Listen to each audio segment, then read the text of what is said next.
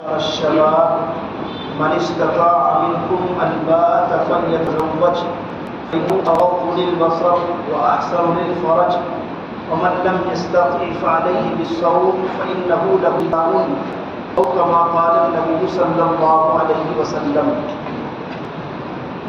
الحمدللہ آج سلم تراویح میں 21 پارے مکمل ہے اور انشاءاللہ آئندہ جمعرات کو تو جمعرات کل آ رہی ہے، اس کے بعد والی جمعرات 24 رمضان 25ویں تراویح یعنی 4 اپریل کو انشاءاللہ قرآن مجید مکمل ہوگا انشاءاللہ۔ اللہ کے رسول علیہ الصلوۃ والسلام کی جو حدیث میں نے آپ کے سامنے پڑھی ہے، کل تذکرہ آیا تھا کہ نکاح کس طرح کی لڑکی سے کرنا چاہیے۔ اللہ کے رسول نے فرمایا فاظفر بذات الدین، تم دیندار لڑکی کو ترجیح دیا کرو۔ آج کی جو حدیث پڑھی ہے اس میں اللہ کے رسول علیہ الصلوۃ والسلام نے نوجوان لڑکوں کو مخاطب کیا اور معاشرے میں ہونے والی سب سے بڑی جو بیماری ہوتی ہے جس کو ہم بے حیائی کہتے ہیں، اس بے حیائی کو ختم کرنے کا نسخہ بتلایا کہ بے حیائی چاہے لڑکے کے مزاج میں آئے یا لڑکی کے مزاج میں، اس کی سب سے بڑی وجہ اور عام وجہ ہوتی ہے وقت پر شادی کا نہ ہونا۔ اگر وقت پر شادی نہ کی جائے تو لڑکا ہو یا لڑکی وہ کسی بھی گناہ میں مبتلا ہو سکتے ہیں۔ تو آپ صلی اللہ علیہ وسلم نے جوانوں کو مخاطب کر کے فرمایا من استطاع منکم الباءۃ، تم میں سے جو جوان لڑکا ہو یا لڑکی نکاح کے قابل ہو جائے فلیتزوج، اسے فوراً نکاح کر لینا چاہیے۔ نکاح کرنے کا فائدہ کیا ہوگا؟ فإنہ اغض للبصر، پہلا فائدہ تو یہ ہوگا نکاح کرنے کا کہ نظروں کی حفاظت ہو جائے گی۔ دوسرا فائدہ ہوگا وأحسن للفرج، شرمگاہ کی حفاظت ہو جائے گی۔ نظروں کی حفاظت تو اس طرح ہوگی جب ہمارے گھر میں بیوی ہوگی تو یقیناً ہم کسی کی بیوی کی طرف نظر اٹھا کر نہیں دیکھیں گے، اور پھر جب وہ بیوی ہے تو یقیناً وہ کسی بچی کی ماں بھی بنے گی۔ پھر ہمارے دل میں خیال آئے گا کہ ہمارے گھر میں بھی ایک بیٹی ہے، جس طرح مجھے اپنی بیٹی کی عزت پیاری ہے، میں گوارا نہیں کرتا کہ میری بیٹی کی طرف کوئی غلط نظر سے دیکھے، مجھے بھی دوسری کی بیٹی کی طرف نظر اٹھا کر نہیں دیکھنا چاہیے۔ یہ نظروں کی حفاظت ہو گئی۔ وأحسن للفرج، اور شرمگاہ کی حفاظت، اس کی زیادہ وضاحت کرنے کی ضرورت نہیں ہے۔ ایک جائز خواہش کو پوری کرنے کا جو طریقہ اسلام نے رکھا ہے اس کا سب سے آسان اور حلال اور جائز طریقہ وہ نکاح کرنا ہے۔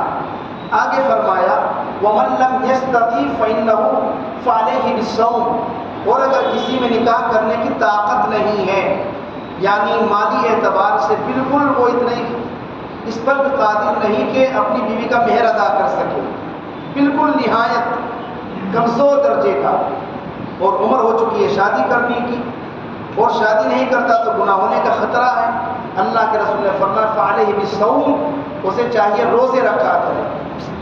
روزہ رکھنے سے کیا ہوگا؟ روزہ رکھنے سے نفس کے اندر پاکیزگی آئے گی، نفس آنکھوں کی بھی حفاظت ہوگی، شرمگاہ کی بھی حفاظت۔ روزے میں انسان کیا کرتا ہے؟ روزے میں گناہوں سے بچنے کی کوشش کرتا ہے۔ جب وہ روزہ رکھے گا تو خود بخود ہی اندر سے گناہ سے بچنے کی اس کے اندر ایک طاقت پیدا ہو جائے گی۔ اسی کو فرمایا فإنہ لہ وجاء، روزہ رکھنا اس کے لیے گناہوں سے بچنے کی ایک آڑ بن جائے گا۔ تو آج کل ہمارے جوانوں میں جو فرینڈ شپ کا ایک جوش ہے، خاص طور پر فیس بک پر، واٹس ایپ پر، یا کالج میں، یونیورسٹی میں، یا کہیں پر بھی کوچنگ سینٹر میں کوئی نہ کوئی فرینڈ ہونی چاہیے۔ سب سے اچھی فرینڈ آپ کی وہ ہے جو کہ آپ کی پارٹنر لائف میں مستقل آپ کے ساتھ آپ کی وائف اور بیوی بن کر رہ رہی ہے۔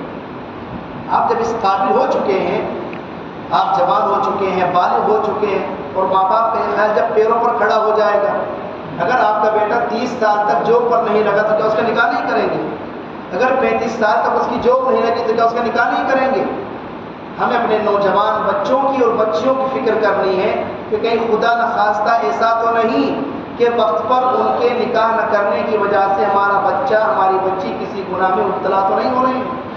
اور زیادہ ہر باپ جانتا ہے موبائل کا دورہ ہے، سوشل میڈیا کا زمانہ ہے، بچیاں جوان ہوتی ہیں تو ماں باپ بھی ان کو تنہا کر دیتے ہیں کہ ساتھ میں رہنا، ساتھ میں سونا اچھا نہیں لگتا، حیا کے خلاف تصور کیا جاتا ہے. اب جوان بچی الگ کمرے میں سو رہی ہے، موبائل بھی اس کے پاس ہے.